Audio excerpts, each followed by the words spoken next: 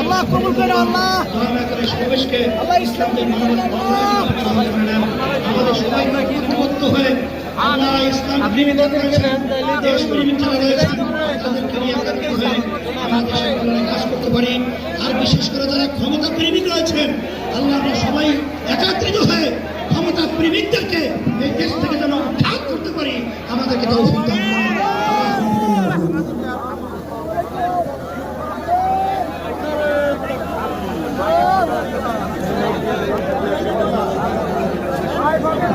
সম্মানিত উপস্থিতি আমরা সবাই